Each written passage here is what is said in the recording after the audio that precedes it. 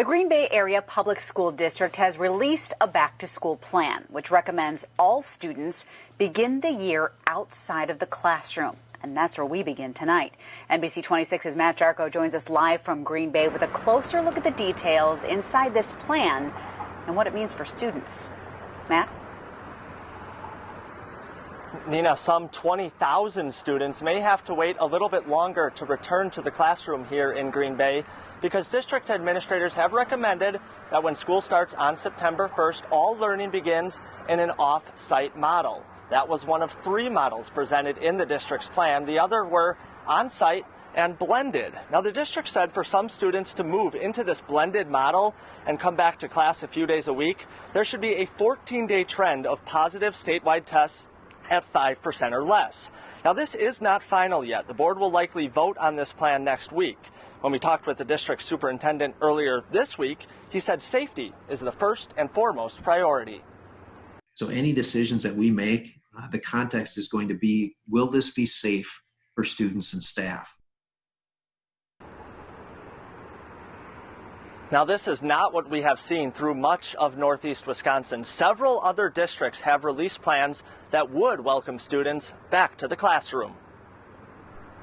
The days are counting down, and on September 1st, 33 days from today, a new school year begins. You have to make a plan at some point. District by district plans are coming out.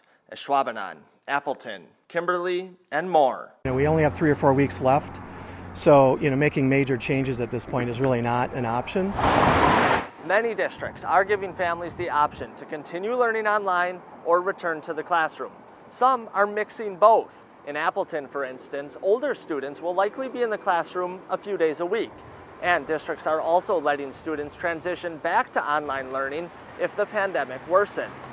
Also, when students are in the classroom, many will be required to wear a mask. And it's in the schools where each district will look a little different. They're working to distance kids in the buildings, have them use sanitizer, or space them out in hallways and during lunch or recess. Maybe for breakfasts, instead of having the students go to the cafeteria, maybe they pick up a grab-and-go breakfast when they come in the building and they report to their classroom and they eat it there. For families who opt to go online, officials believe it will be a better experience than March. Access to technology and learning platforms have been thought through for months. If you're just not ready to send your student back to school yet, rest assured we're going to be ready to provide them with a solid instructional platform. Teaching and learning will take place. But even with all these plans, the pandemic has shown us things can change quickly.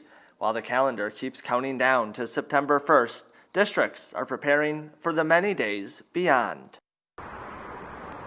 And you heard more there from our interview with Green Bay Superintendent earlier this week. Today, he said the plan the district has released will be monitored frequently and possibly updated or changed if circumstances or guidance is adjusted.